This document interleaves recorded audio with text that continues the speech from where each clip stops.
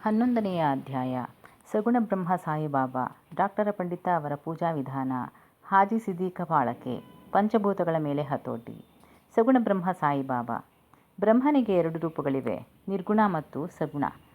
ನಿರ್ಗುಣನಿಗೆ ರೂಪವಿಲ್ಲ. ಹಾಜಿ ಸಿದ್ದೀಕ ಫಾಳಕೆ. ಪಂಚಭೂತಗಳ ಮೇಲೆ ಹತೋಟಿ. ಸಗುಣ ಬ್ರಹ್ಮ ಸಾಯಿಬಾಬಾ. ಬ್ರಹ್ಮನಿಗೆ 2 ರೂಪಗಳಿವೆ, ನಿರ್ಗುಣ ಮತ್ತು ಸಗುಣ. ನಿರ್ಗುಣನಿಗೆ ರೂಪವಿಲ್ಲ, ಸಗುಣನಿಗೆ ರೂಪ ಇದೆ.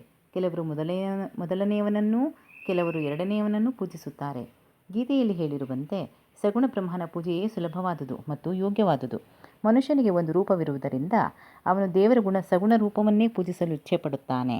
ನಮ್ಮ ಪ್ರೀತಿ ಮತ್ತು ಭಕ್ತಿಗಳು ಕೆಲವು ಕಾಲವಾದರೂ ಸಗುಣ ಬ್ರಹ್ಮನನ್ನು ಪೂಜಿಸದಿದ್ದರೆ ಅವು ಅಭಿವೃದ್ಧಿಯಾಗಲಾರವು. ಹೀಗೆ ಸಗುಣ ಬ್ರಹ್ಮನ ಪೂಜೆ ಮಾಡುತ್ತಾ ಹೋದರೆ ಅವು ಅಭಿವೃದ್ಧಿ ಹೊಂದಿ ಸ್ವಾಭಾವಿಕವಾಗಿ ನಿರ್ಗುಣ ಬ್ರಹ್ಮನನ್ನು ಆರಾಧಿಸುವ ಶಕ್ತಿಯುಂಟಾಗುತ್ತದೆ. ಆದ್ದರಿಂದ ನಾವು ಮೊದಲು ಸಗುಣ ಬ್ರಹ್ಮನನ್ನೇ ಆರಾಧಿಸೋಣ.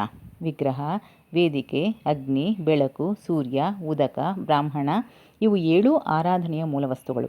ಆದರೆ ಸದ್ಗುರುವಿನ ಆರಾಧನೆ ಇವೆಲ್ಲಕ್ಕಿಂತ ಉತ್ತಮವಾದುದು. ಕಾರಣ ನಾವು ಈಗ ಮಹಾ ತೇಜಸ್ವಿನಿಯಾದ ಸದ್ಗುಣ ಸಂಪನ್ನರಾದ ಸಾಯಿಬಾಬಾ ಅವರನ್ನು ಸ್ಮರಿಸೋಣ. ಸಾಯಿಬಾಬಾರವರನ್ನು ಕೆಲವರು ದೈವಭಕ್ತರೆಂದೂ ಮತ್ತೆ ಕೆಲವರು ಮಹಾಭಾಗವತರೆಂದೂ ಹೇಳಿರುತ್ತಾರೆ. ಆದರೆ ನಮಗೆ ಸಾಯಿಬಾಬಾ ದೇವರ ಅವತಾರ. ಅವರ ದಯೆ, ತಾಳ್ಮೆ ಮತ್ತು ವಿನಯ ಸಂಪನ್ನತೆಗೆ ಯಾರೂ ಸರಿಯಾಗಲಾರರು. ಗಂಗಾ ನದಿಯು ಸಮುದ್ರವನ್ನು ಸೇರುವ ಮೊದಲು ದಾರಿಯಲ್ಲಿ ಜನರ ಮತ್ತು ಪ್ರಾಣಿಗಳ ದಾಹವನ್ನೆಲ್ಲ ನೀಗಿಸುತ್ತಾ ಗಿಡ, ಮರ ಮತ್ತು ಪೈರುಗಳಿಗೆ ಜೀವಕಳೆಯನ್ನು ತುಂಬುತ್ತಾ ಸಾಗುವಂತೆ ಸಾಯಿಬಾಬಾ ಅವರಂತಹ ಸಂತರು ತಮ್ಮ ಜೀವಿತದಲ್ಲಿ ಅನೇಕರಿಗೆ ಶಾಂತಿ ಸೌಲಭ್ಯಗಳನ್ನು ದೊರಕಿಸಿಕೊಡುತ್ತಾರೆ. ಆದುದರಿಂದಲೇ ಭಗವಾನ್ ಶ್ರೀಕೃಷ್ಣನು ಸಂತರೇ ನನ್ನ ಆತ್ಮ, ನನ್ನ ಜೀವಿತ ಮೂರ್ತಿಗಳು ಎಂದು ಸಾರಿದ್ದಾನೆ. ಇಂಥ ಒಂದು ವರ್ಣನಾತೀತ ಶಕ್ತಿ ಮತ್ತು ಜ್ಞಾನ ಶಿರಡಿಯಲ್ಲಿ ಶ್ರೀ ಸಾಯಿಬಾಬಾರವರ ಅವತಾರದಲ್ಲಿ ವ್ಯಕ್ತವಾಗಿದೆ. ಶ್ರುತಿಯು ಬ್ರಹ್ಮನನ್ನು ಪರಮಸುಖಿ ಎಂದು ವಿವರಿಸಿದೆ. ಆದರೆ ಕೆಲವು ಭಕ್ತರು ಶಿರಡಿಯ ಬಾಬಾರವರಲ್ಲಿ ಇವೆಲ್ಲವನ್ನೂ ಕಂಡಿದ್ದರು. ನಮಗೆಲ್ಲರಿಗೂ ಆಧಾರವಾದ ಸಾಯಿಬಾಬಾರವರಿಗೆ ಯಾರ ಆಧಾರವೂ ಬೇಕಿರಲಿಲ್ಲ. ಬಾಬಾರವರ ಆಸನವೆಂದರೆ ಒಂದು ಗೋಣಿ ಚೀಲ. ಆದರೆ ಭಕ್ತರು ಅದಕ್ಕೆ ಒಳ್ಳೆಯ ಅಂದವಾದ ಬಟ್ಟೆ ಹಾಕಿ ಹೊಲಿದು ಒರಗಿಕೊಳ್ಳಲು ಒಂದು ದಿಂಬನ್ನೂ ಸಹ ಕೊಟ್ಟಿದ್ದರು. ಬಾಬಾರವರ ಭಕ್ತರ ಬಯಕೆಗಳಿಗೆ ಮನಸೋತು ಅವರವರ ಇಚ್ಛೆಯಂತೆ ತಮ್ಮನ್ನು ಆರಾಧಿಸಲು ಅನುಮತಿ ನೀಡಿದ್ದರು. ಕೆಲವರು ಚಾಮರ ಬೀಸುತ್ತಿದ್ದರು, ಕೆಲವರು ಅವರ ಚರಣಾರವಿಂದಗಳನ್ನು ತೊಳೆಯುತ್ತಿದ್ದರು, ಕೆಲವರು ಚಂದನ ಮುಂತಾದ ಸುಗಂಧ ದ್ರವ್ಯಗಳನ್ನು ಲೇಪಿಸುತ್ತಿದ್ದರು, ಕೆಲವರು ತಾಂಬೂಲ ನೀಡುತ್ತಿದ್ದರು, ಕೆಲವರು ನೈವೇದ್ಯ ಅರ್ಪಿಸುತ್ತಿದ್ದರು. ಅವರು ನೋಡಲು ಶಿರಡಿಯಲ್ಲಿ ವಾಸಿಸುತ್ತಿರುವ ಹಾಗೆ ಕಂಡರೂ ಎಲ್ಲೆಡೆಗೂ ವಾಸವಾಗಿದ್ದರು. ಈ ಅಂತರ್ಯಾಮಿತ್ವವು ಭಕ್ತರಿಗೆ ಅನುಭವವೇದ್ಯವಾಗಿದ್ದಿತು. ಇಂತಹ ಅಂತರ್ಯಾಮಿಯಾದ ಅವರಿಗೆ ನನ್ನ ಸಾಷ್ಟಾಂಗ ನಮಸ್ಕಾರಗಳು. ಡಾಕ್ಟರ ಪಂಡಿತ ಅವರ ಪೂಜಾ ವಿಧಾನ.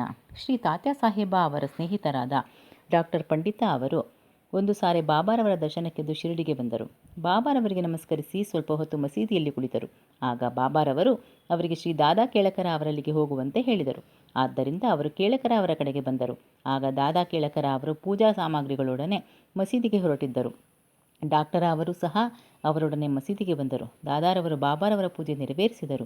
ಗಂಧವನ್ನು ಬಾಬಾರವರ ಹಣೆಗೆ ಹಚ್ಚುವ ಧೈರ್ಯ ಯಾರಿಗೂ ಇರಲಿಲ್ಲ. ಇದನ್ನು ಮಾಳ್ಸಾಪತಿಯವರು ಮಾತ್ರ ಹಚ್ಚುತ್ತಿದ್ದರು. ಆದರೆ ಡಾಕ್ಟರ ಪಂಡಿತ ಅವರು ದಾದಾ ಭಟ್ಟ ಅವರ ತಟ್ಟೆಯಲ್ಲಿದ್ದ ಗಂಧವನ್ನು ತೆಗೆದುಕೊಂಡು ಬಾಬಾರವರ ಹಣೆಯ ಮೇಲೆ ತ್ರಿಪುಂಡ್ರವನ್ನೆಳೆದರು. ಬಾಬಾರವರು ಸುಮ್ಮನಿದ್ದುದನ್ನು ಕಂಡು ಎಲ್ಲರೂ ಅಚ್ಚರಿಗೊಂಡರು. ಆ ದಿನ ಸಾಯಂಕಾಲ ಕೇಳಕರ ಅವರು ಸಾಯಿಬಾಬಾರವರನ್ನು ಕುರಿತು, ಈ ಹಿಂದೆ ಗಂಧವನ್ನು ನಿಮ್ಮ ಹಣೆಗೆ ಹಚ್ಚಲು ಸಮ್ಮತಿಸಿರಲಿಲ್ಲ. ಡಾಕ್ಟರು ಈ ದಿನ ಹಚ್ಚಿದಾಗ ಸುಮ್ಮನಿದ್ದಿರಿ, ಈಗೇಕೆ ಎಂದು ಕೇಳಿದರು. ಆಗ ಬಾಬಾ ಅವರು, ಡಾಕ್ಟರರು ನನ್ನನ್ನು ತಮ್ಮ ಕುಲಗುರುವೆಂದೇ ಭಾವಿಸಿ ಗಂಧವನ್ನು ಹಚ್ಚಿದರು, ನಾನು ಹೇಗೆ ಬೇಡವೆನ್ನಲಿ ಎಂದರು. ನಂತರ ಡಾಕ್ಟರ ಅವರನ್ನು ವಿಚಾರಿಸಲಾಗಿ ಬಾಬಾರವರನ್ನು ನನ್ನ ಕುಲಗುರುವೆಂದೇ ಭಾವಿಸಿ ಗಂಧವನ್ನಿಟ್ಟೆ ಎಂಬ ಉತ್ತರ ಬಂದಿತು. ಭಕ್ತರು ತಮ್ಮ ಇಚ್ಛಾನುಸಾರ ತಮ್ಮನ್ನು ಪೂಜಿಸಲು ಬಾಬಾ ಅನುಮತಿ ನೀಡಿದ್ದರೂ ಸಹ ಕೆಲವು ವೇಳೆ ವಿಚಿತ್ರವಾಗಿ ವರ್ತಿಸುತ್ತಿದ್ದರು. ಕೆಲವು ಸಾರಿ ಪೂಜಾ ಸಾಮಗ್ರಿಗಳನ್ನು ಬಿಸುಟಿ ಬಹಳ ಕೋಪಿಷ್ಠರಾಗುತ್ತಿದ್ದರು. ಕೆಲವು ಸಾರಿ ಭಕ್ತರನ್ನು ಬೈಯುತ್ತಿದ್ದರು. ಅನೇಕ ಸಾರಿ ಮೇಣಕ್ಕಿಂತಲೂ ಮೃದುವಾದ ರೀತಿಯಲ್ಲಿ ಭಕ್ತರನ್ನು ಕಾಣುತ್ತಿದ್ದರು.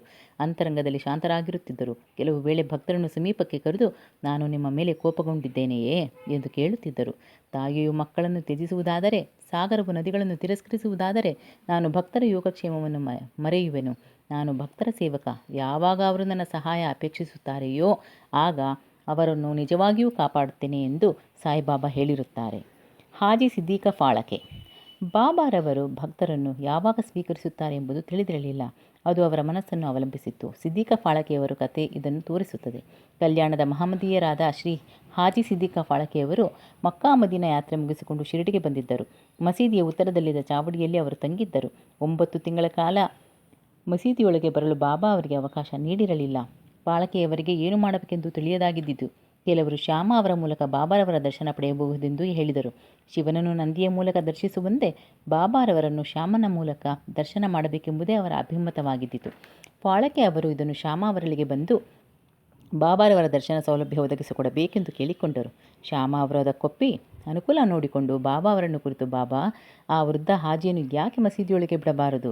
ಅನೇಕ ಜನರು ದರ್ಶನ ಪಡೆದು ಹೋಗುತ್ತಿದ್ದಾರೆ, ಅವರನ್ನೇಕೆ ತಾವು ಆಶೀರ್ವದಿಸಬಾರದು ಎಂದು ಕೇಳಿದರು. ಆಗ ಬಾಬಾ ಅವರು, ನೀನು ಹುಡುಗ, ಇನ್ನೂ ನಿನಗೆ ಏನೂ ತಿಳಿದಿಲ್ಲ. ದೇವರು ಅಪ್ಪಣೆ ಕೊಡದಿದ್ದರೆ ನಾನೇನು ಮಾಡಲು ಸಾಧ್ಯ? ಅವನ ದಯೆ ಇಲ್ಲದೆ ಯಾರೂ ಈ ಮಸೀದಿಯಲ್ಲಿ ಕಾಲಿಡಲು ಸಾಧ್ಯವಿಲ್ಲ. ಸರಿ, ನೀನು ಹೋಗಿ ನಾಳೆ ಅವರಿಗೆ ಬಾರವಿ ಬಾವಿಯ ಬಳಿ ಇರುವ ಕಾಲುದಾರಿಯಲ್ಲಿ ನನ್ನನ್ನು ಸಂಧಿಸಲು ಸಾಧ್ಯವೇ ಎಂದು ಕೇಳಿಕೊಂಡು ಬಾ ಎಂದರು. ಶ್ಯಾಮ ಅವರು ಬಂದು ಹಾಜಿಯವರನ್ನು ಕೇಳಲು ಅವರು ಸಮ್ಮತಿಸಿದರು. ಅದನ್ನು ಬಾಬಾರವರಿಗೆ ತಿಳಿಸಿದರು. ಪುನಃ ಬಾಬಾರವರು ಅವರು 40,000 ರೂಗಳನ್ನು 4 ಕಂತಿನಲ್ಲಿ ಕೊಡಬಲ್ಲರೇ, ಕೇಳಿ ಬಾ ಎಂದರು. ಶ್ಯಾಮ ಅವರು ಬಂದು ಹಾಜಿಯವರನ್ನು ಕೇಳಲು ಅವರು 40,000 ಬೇಕೇ? 40 ಲಕ್ಷ ರೂ ಕೊಡಲು ಸಿದ್ಧರು ಎಂದು ಉತ್ತರಿಸಿದರು. ಆಗ ಬಾಬಾರವರು ಪುನಃ ನಾಳೆ ದಿನ ಮಸೀದಿಯಲ್ಲಿ ನಾವು ಆಡನ್ನು ವಧಿಸುತ್ತೇವೆ, ಅದರ ಮಾಂಸ ಮತ್ತು ಇತರ ಅವಯವಗಳನ್ನು ಅವರು ಸ್ವೀಕರಿಸಲು ಸಿದ್ಧರಿರುವರೋ, ಕೇಳಿ ಬಾ ಎಂದರು. ಶ್ಯಾಮ ಅವರು ಬಂದು ಹಾಜಿಯವರನ್ನು ಕೇಳಿದರು.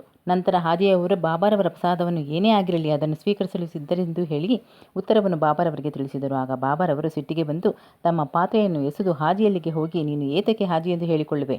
ಕುರಾಣ ಓದಿರುವುದು ಇಷ್ಟೇನೇ? ಮಕ್ಕಾ ಮದೀನಾ ಯಾತ್ರೆ ಮಾಡಿಕೊಂಡಿರುವೆನೆಂದು ಜಂಬಾ ಕೊಚ್ಚಿಕೊಳ್ಳುವೆ? ನಾನು ಯಾರು ನಿನಗೆ ಗೊತ್ತಿಲ್ಲವೇ ಎಂದು ಹಾಜಿಯವರನ್ನು ಕೇಳಿದರು. ಹಾಜಿಯವರು ಸ್ತಂಭೀಭೂತರಾದರು. ನಂತರ ಅವರು ಮಸೀದಿಗೆ ಹಿಂತಿರುಗಿ ಕೆಲವು ಮಾವಿನ ಹಣ್ಣುಗಳನ್ನು ಧರಿಸಿ ಹಾಜಿಯವರಿಗೆ ಕೊಟ್ಟರು ಮತ್ತು ತಮ್ಮ ಕಿಸೆಯಿಂದ 55 ರೂಗಳನ್ನು ತೆಗೆದು ಹಾಜಿಯವರ ಕೈಗೆ ಇತ್ತರು. ಅಂದಿನಿಂದ ಹಾಜಿಯವರನ್ನು ಬಾಬಾ ಪ್ರೀತಿಸತೊಡಗಿದರು. ಹಾಜಿಯವರೂ ಸಹ ತಮಗೆ ಇಷ್ಟ ಬಂದಾಗ ಮಸೀದಿಗೆ ಬಂದು ಹೋಗುತ್ತಿದ್ದರು. ಅವರೂ ಸಹ ಸಾಯಿಬಾಬಾ ದರ್ಬಾರದ ಭಕ್ತರಾದರು. ಪಂಚಭೂತಗಳ ಮೇಲೆ ಹತೋಟಿ. ಬಾಬಾರವರು ಪಂಚಭೂತಗಳ ಮೇಲೆ ಹೇಗೆ ನಿಯಂತ್ರಣ ಇಟ್ಟಿದ್ದರು ಎಂಬುದನ್ನು ವಿವರಿಸಿ ಈ ಅಧ್ಯಾಯವನ್ನು ಮುಗಿಸೋಣ. ಒಂದು ದಿನ ಸಂಜೆ ಶಿರಡಿಯಲ್ಲಿ ಬಿರುಗಾಳಿ ಎದ್ದಿತು. ಗಾಳಿ ಬಲವಾಗಿ ಬೀಸುತ್ತಿತ್ತು. ಗುಡುಗು ಮೊಳಗುತ್ತಿತ್ತು. ಮಿಂಚು ಹೊಳೆಯುತ್ತಿತ್ತು. ಮಳೆ ಧಾರಾಕಾರವಾಗಿ ಸುರಿಯತೊಡಗಿತು. ಕೇವಲ ಸ್ವಲ್ಪ ಕಾಲದಲ್ಲಿ ಎಲ್ಲೆಲ್ಲೂ ನೀರಿನ ಪ್ರವಾಹ ಆರಂಭವಾಯಿತು. ಹಕ್ಕಿಗಳು, ಪ್ರಾಣಿಗಳು ಮತ್ತು ಮನುಷ್ಯರಲ್ಲದೆ ಸಮಸ್ತ ಜೀವರಾಶಿಗಳೆಲ್ಲ ಆಶ್ರಯಕ್ಕಾಗಿ ಮಸೀದಿಯಲ್ಲಿ ಬಂದು ನೆರೆದವು. ಶಿರಡಿಯಲ್ಲಿ ಅನೇಕ ದೇವತೆಗಳಿದ್ದರೂ ಸಹ ಯಾರೂ ಸಹಾಯಕ್ಕೆ ಬರಲಿಲ್ಲ. ಆಗ ಜನರೆಲ್ಲರೂ ಬಾಬಾರವರನ್ನು ಮೊರೆಹೊಕ್ಕು ಬಿರುಗಾಳಿಯನ್ನು ಅಡಗಿಸುವಂತೆ ಬೇಡಿದರು. ಆಗ, ಏ ಬಿರುಗಾಳಿಯೇ, ಎನ್ನ ಕೋಪವನ್ನು ತ್ಯಜಿಸು, ಶಾಂತನಾಗು ಎಂದರು. ಕೆಲವೇ ನಿಮಿಷಗಳಲ್ಲಿ ಮಳೆಯು ಕಮ್ಮಿಯಾಯಿತು.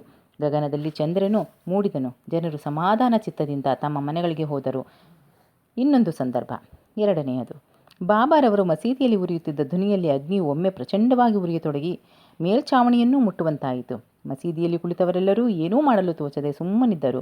ಬಾಬಾ ಅವರಿಗೆ ಅಗ್ನಿಗೆ ನೀರು ಎರಚುವಂತೆ ಹೇಳಲು ಅಥವಾ ಉರಿಯನ್ನು ತಡೆಗಟ್ಟಲು ಇನ್ನೇನಾದರೂ ಮಾಡಿ ಎಂದು ಸೂಚಿಸಲು ಯಾರಿಗೂ ಧೈರ್ಯವಿರಲಿಲ್ಲ. ಬಾಬಾರವರು ಇದನ್ನು ಮನಗಂಡು ತಮ್ಮ ಸಟಕ ಕೈಗೆ ತೆಗೆದುಕೊಂಡು ಪಕ್ಕದಲ್ಲಿದ್ದ ಕಂಬಕ್ಕೆ ಹೊಡೆಯುತ್ತಾ, ಇಳಿಮುಖನಾಗು, ಶಾಂತನಾಗು ಎಂದರು.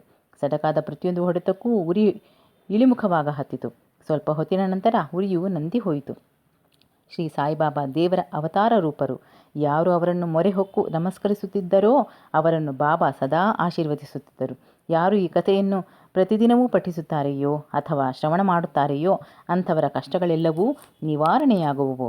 ಅವರ ಅಭೀಷ್ಟಗಳೆಲ್ಲವೂ ಸಿದ್ಧಿಸಿ ಅವರು ಪರಮಾತ್ಮನನ್ನು ಹೊಂದುವರು. ಶ್ರೀ ಸಾಯಿ ಪ್ರಣಾಮ.